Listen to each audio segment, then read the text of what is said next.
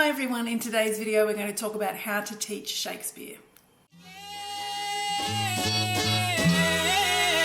Hi everyone, welcome back to my channel Kafoople Land. Today I'm going to talk about 8 ways to approach teaching Shakespeare. I get asked about this a lot, and so I thought I'd just talk about 8 different approaches that you can take to teaching Shakespeare in your classroom. I teach years 7 through to 12, so this is going to incorporate some different age groups. The first approach is to take a stance of reassurance, because so many kids come through the classroom with preconceived ideas about what it's like to learn about Shakespeare. They've often talked to their parents and their parents have gone, "Oh, Shakespeare, that was so hard. I don't know why they still teach you kids that stuff," or whatever, or they themselves might think that it's some unattainable, unable to be understood thing that may not be relevant today. Also, in amongst all of that is a lot of fear. Worry that they're not going to be able to understand what's going on and feel like they're stupid.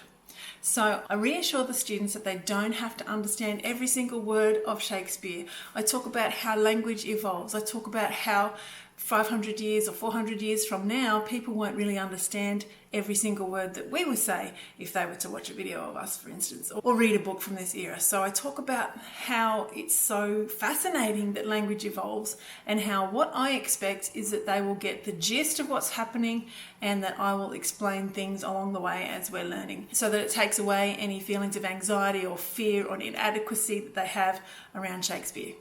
The second thing is to make it fun by incorporating elements of performance. So some of your students, if they're in, say, years 9 through to 10, may do drama. They may be a drama student, and I will always pull on their experience and their knowledge as well as my own. I'm not a qualified drama teacher, but in the English syllabus, we are expected to teach elements of drama. So I try to, where possible, take the kids to see a performance.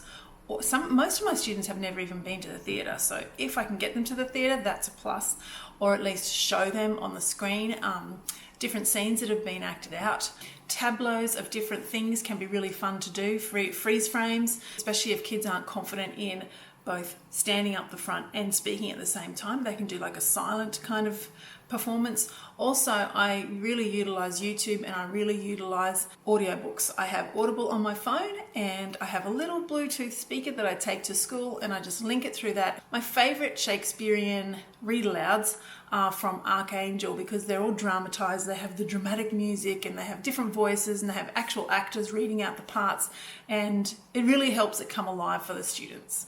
The next approach that I try to take is that of instilling awe in the students about this amazing text that has stood the test of time and has been able to transfer into different cultures and different countries and different spaces and different places because of the universal themes that Shakespeare touches on.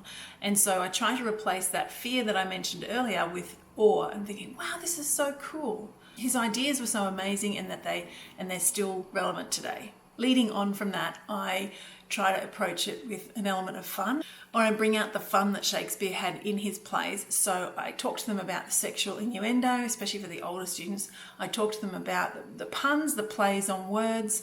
I talk to them about how he twisted language, and I talk to them about how in Shakespearean times that actors weren't usually female, that they were usually male. So you had males playing female parts, and how that would have added more humour to the scene.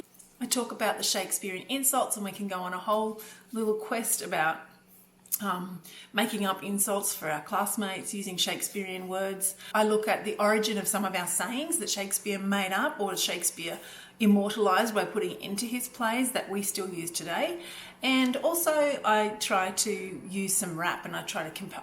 My rap knowledge is really minimal, but I try to talk to them about the comparison between rap and Shakespearean language, how performance poetry is something that's kind of organic and fluid and on the stage and interacts with the audience, and how Shakespearean plays also did that at the time. Of course, that's when you bring in your rhythm and rhyme and talk about iambic pentameter and the different ways that Shakespeare played with language. The next approach, which is really important, is to have a focus.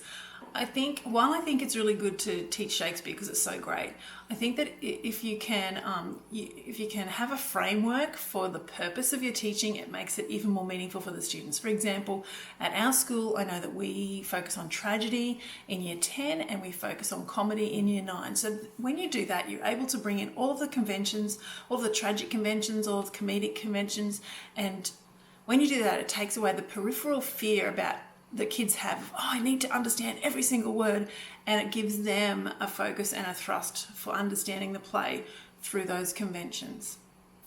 An important thing to look at is dramatic structure and dramatic elements. So we look at costuming, tension, the 5 acts, the rising action, the falling action, so the narrative structure.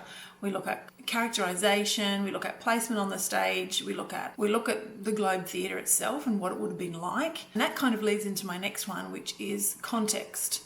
It's really important that students have an understanding of context and what it was like in Elizabethan England, remembering that context affects meaning. We're not just looking at what life was like in England as a historical sort of inquiry, we're looking at it through the lens of how that context has shaped the meaning of that particular text.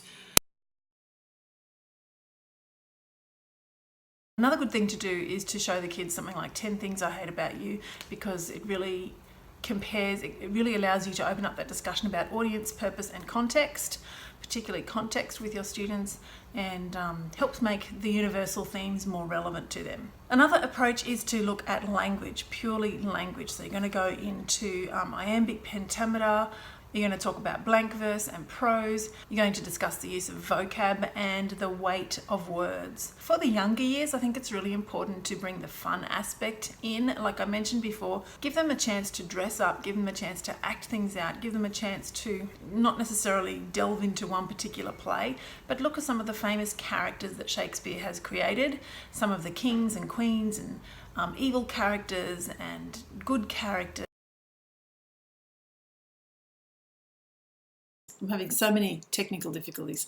I'll just quickly finish with this. Embrace Shakespeare yourself, do some research, get comfortable with it, but also be honest with your students and say to them, I don't understand every single word, but we're going to explore Shakespeare together because it's really worthwhile and it's really interesting and it's really fun. I would encourage you to go and watch Marie's video about this.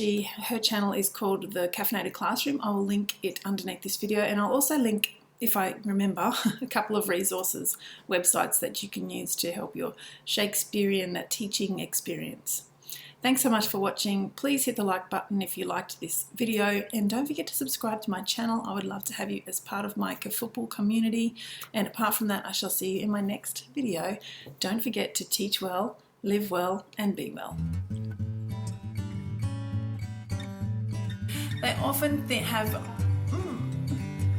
the next I prep or I bring out the thumb and how, the peripheral